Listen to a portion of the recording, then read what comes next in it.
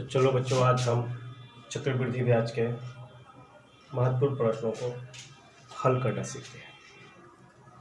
मेरा दावा है कि आप इस वीडियो को पूर्ण रूप से देखकर चक्रवृद्धि ब्याज के सभी प्रश्नों को आसानी से हल कर लेंगे।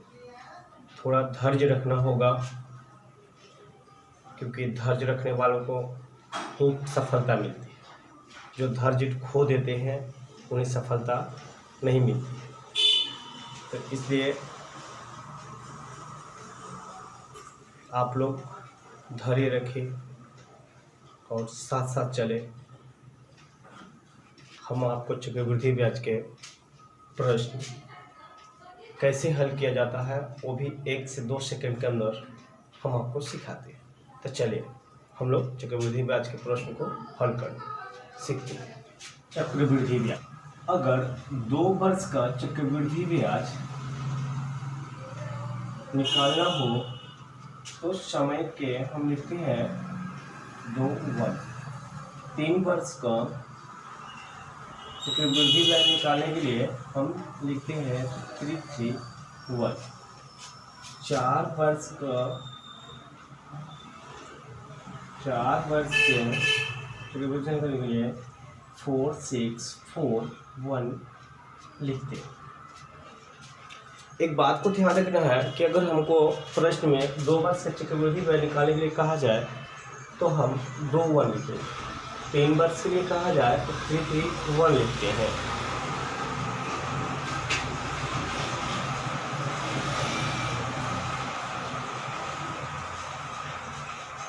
चार वर्ष के लिए कहा जाए 4 6 4 1 लिखेंगे।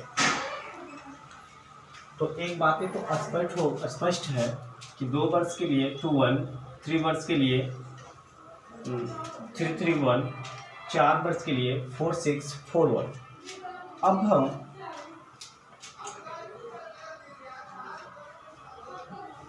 ब्याज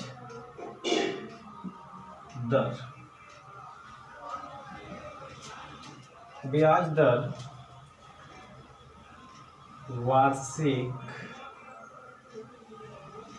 वार्षिक रहता है तो सिंपल उसी को यूज कर लेते हैं। अगर छमाही हो तो समय को 2 से गुना और दर % को 2 से भाग देते हैं। छमाही की कंडीशन 4 माही होने पर समय को 3 से गुना और दर % को 3 से भाग। तीसरा बात है तिमाही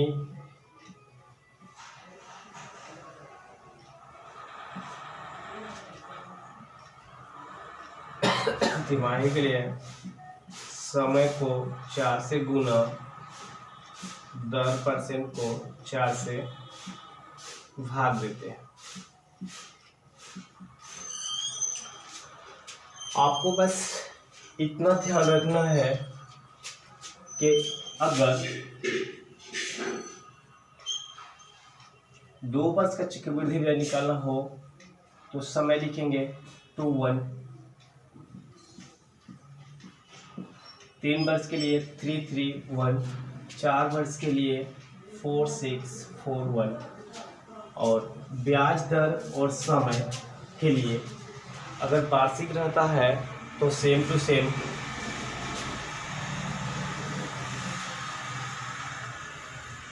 वार्षिक है तो सेम टू सेम एवं छमाही होने पर समय को 2 से गुना और दर को 2 से भाग देते हैं। 4 माही होने पर समय को 3 से गुना कर देंगे और दर को 3 से भाग देंगे। तिमाही होने पर समय को 3 से 4 से गुना और दर को 4 से भाग देते हैं। अब हम एक फार्मूला लिखेंगे। उस फार्मूला के को यूज कर हम सारे चक्रवृद्धि ब्याज के प्रश्नों को आसानी से हल कर। CI का सूत्र मूलधन, दर, परसेंट और समय। इस फार्मूला के माध्यम से हम सारे चक्रवृद्धि ब्याज के प्रश्नों को आसानी से हल कर लेंगे। अब देखते हैं हम लोग पहला प्रश्न। तो चलिए अब हम पहला प्रश्न को देखते हैं। पहला प्रश्न है 16,000 का 10% वार्षिक ब्याज के दर से 1 वर्ष का चक्रवृद्धि ब्याज कितना होगा जबकि ब्याज 6 माही देय हो। तो हम चक्रवृद्धि ब्याज का सूत्र लिखते हैं। तो मेरा सूत्र होता कि मूलधन, दर है मेरा 10%, दर है 10%, बस पे यहाँ पे 6 माही देय है तो दर को 2 से डिवाइड दे देंगे तो दर कितना 5% और समय को 2 से मल्टीप्लाई कर देंगे तो 2 वर्ष। तो अब हमको लिखना है दर 5%, समय 2 वर्ष। तो हम लोग समय 2 वर्ष के लिए 2-1 लिखते हैं क्योंकि बताए थे हम आपको कि 2 वर्ष रहेगा तो उसके लिए हम क्या लिखेंगे 2-1। तो हम इसको लिखेंगे 2 और 1। अब सिंपल सी बातें हैं कि 16,000 का 5% कितना होता है। तो 16,000 का 5% बाऊ, ये मेरा 10% 1600 तो 5% 800। तो 800 मेरे ये 5% हुआ। या आप इसको इस तरह से भी बना सकते हैं कि 16,000 का 5%, 2 जीरो से 2 जीरो, 16×5 = 800 रुपये हुआ। ठीक है। और नहीं तो आप सिंपल सी बात है, इसको आधा करके, इसको हाफ करके 1 अंक के बाद दशमलव लगा दीजिए। तो 16,000 के आधा 8,000, 1 अंक के बाद दशमलव कर दिए 800। फिर 800 का 5% लिखेंगे तो 800 के आधा 400 और 1 अंक के बाद दशमलव कर देंगे तो 40। तो मेरा आंसर होगा, अब मल्टीप्लाई करके जोड़ेंगे 1640, मतलब 1640 आंसर। आपका चक्रवृद्धि ब्याज 1640 आंसर हो गया। यदि इस क्वेश्चन में आपसे पूछा होता कि साधारण ब्याज और चक्रवृद्धि ब्याज और साधारण ब्याज के अंतर कितना होगा तो आप उसको भी हल कर लेते। यहीं से बता देंगे आपको कि ये हो गया मेरा SI और ये हुआ CI, ये दोनों का अंतर 40। या हम इस पार्ट को, ये जो मिडिल वाला पार्ट है, सारे मिडिल ऊपर टॉप और लास्ट को देख के फर्स्ट और लास्ट को छोड़ देंगे। मिडिल वाला जितने भी मिडिल के पार्ट होंगे वो सब CI और SI के अंतर होंगे। तो अभी आपसे कोई सवाल पूछे, इसी सवाल में अगर पूछा जाता कि साधारण ब्याज और चक्रवृद्धि ब्याज के अंतर कितना हो रहा है तो साधारण ब्याज चक्रवृद्धि ब्याज के अंतर कितना 40, चक्रवृद्धि ब्याज कितना है 1640, साधारण ब्याज कितना है तो 1600। मेरे प्यारे बच्चों, आपसे 2 सवाल और पूछा जा सकता है जो थोड़ा टफ एग्जाम SSC CGL वगैरह में जाएंगे आप, तो आपसे पूछ देता कि 1/4 दूसरे साल का ब्याज कितना होगा। तो यहाँ से हम देखेंगे, ये प्रथम वर्ष का 800 और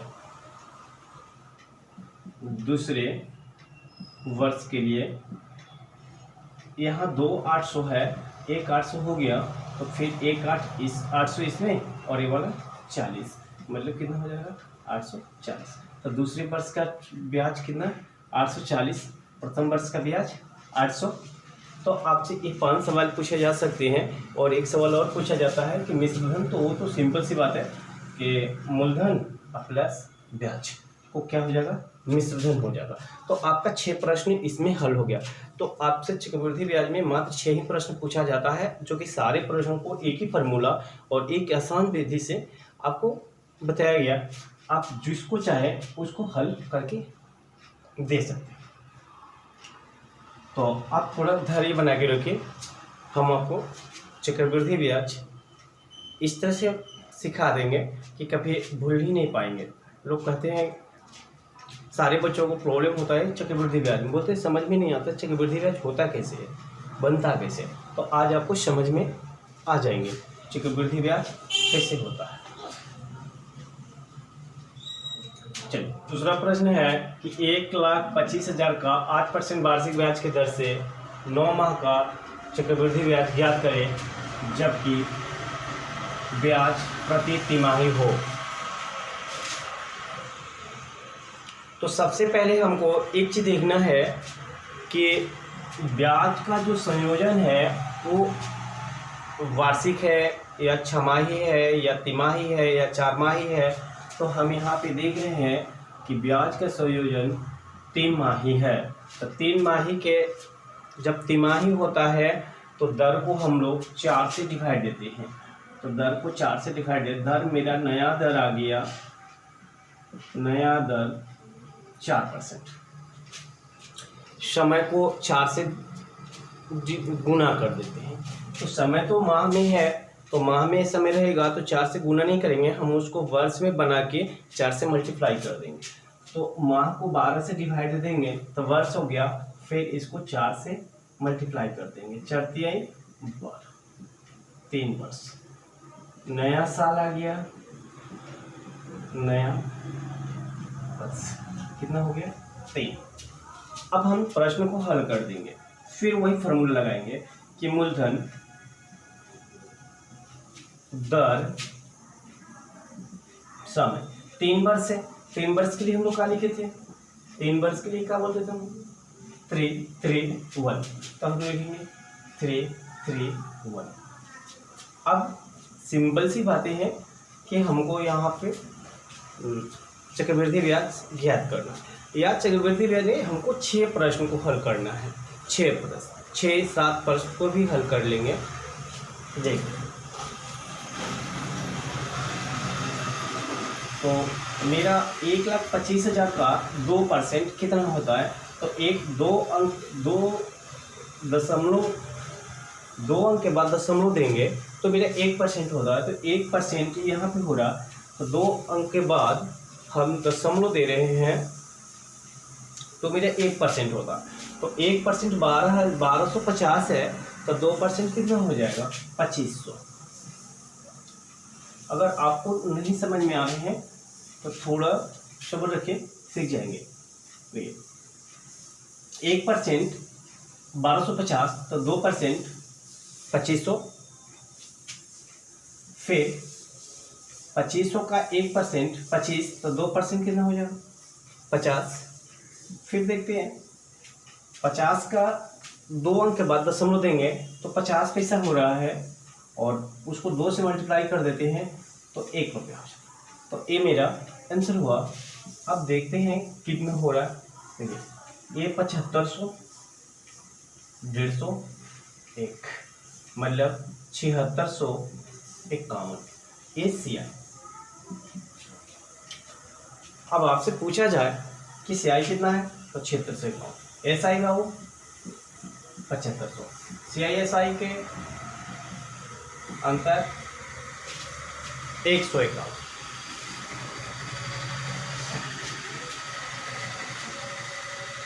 इसमें आपसे प्रश्न पूछा जाए कि प्रथम वर्ष ब्याज कितना हुआ, प्रथम वर्ष के लिए तो 2500, दूसरे वर्ष के लिए 2550, 2500 यहाँ से और 50 यहाँ से, 2550, और तीसरे वर्ष के लिए सबको जोड़ देंगे। यहाँ है 2500, यहाँ बचा है 100, तो यहाँ बचा है 1, मतलब 2601। तो आपसे जो प्रश्न पूछा जाए आप उसको धड़े से आंख मूंद के एक सलूशन 6 आंसर, एक सलूशन किया है और आपका कितना आंसर आया 6 आंसर आया। माने आपको जितना लिखे उतना आंसर ही हुआ। तो चलिए आपसे कोई पूछे किसी प्रश्न में कि साधारण ब्याज कितना होगा तो 7500, चक्रवृद्धि ब्याज साधारण ब्याज का अंतर 151, चक्रवृद्धि ब्याज 7651। प्रथम वर्ष का ब्याज कितना 2500, दूसरे वर्ष का 2550, तीसरे वर्ष का 2601। 1,60,000 का 2 वर्ष में 10% वार्षिक दर से छमाही ब्याज कितना होगा। तो हम सबसे पहले देखते हैं कि मेरा चक्रवृद्धि ब्याज के प्रश्न को हम सबसे पहले ये देखते हैं कि वो छमाही है, तिमाही है या वार्षिक है। तो यहाँ पे हमको छमाही दिया हुआ है। बाबू यहाँ से कंफ्यूज नहीं होना कि यहाँ वार्षिक लिखा है और वार्षिक के साथ में तिमाही रहेगा तो उसको तिमाही मानते हैं, छमाही रहेगा तो उसको छमाही मानेंगे। वार्षिक के साथ में जो रहता है चारमाही रहेगा तो चारमाही लेंगे, वार्षिक का अस्तित्व नहीं रहता है।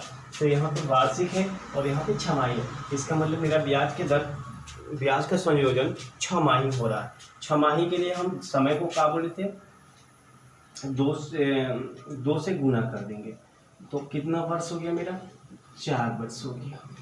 दर को 2 से भाग दे देते हैं तो ये 5% हो गया। तो अब हम अपने प्रश्न को हल कर देंगे, आसानी से हल कर लेंगे कि 1,60,000 5% 4 वर्ष के लिए क्या लिखे थे बाबू, 4 वर्ष के लिए हम लोग जानते हैं कि 4641 होता है। तो लिख लेंगे 4641। अब हम इसको देखें 5%। आपको सिंपल सी बातें पता है कि 5% हम किसी भी संख्या का 5% निकाल दिए तो एक अंक के बाद दशमलव देके उसको हाफ कर देंगे तो 5% हो जाता है। तो 5% एक अंक के बाद दशमलव दिए 16,000, 16,000 का आधा कितना हुआ 8,000, 8,000 क्या एक के बाद 800, 800 का आधा कितना हुआ 400, 400 के कितना हुआ 40, 40 का आधा कितना हुआ 20, 20 मतलब 1। तो ये मेरा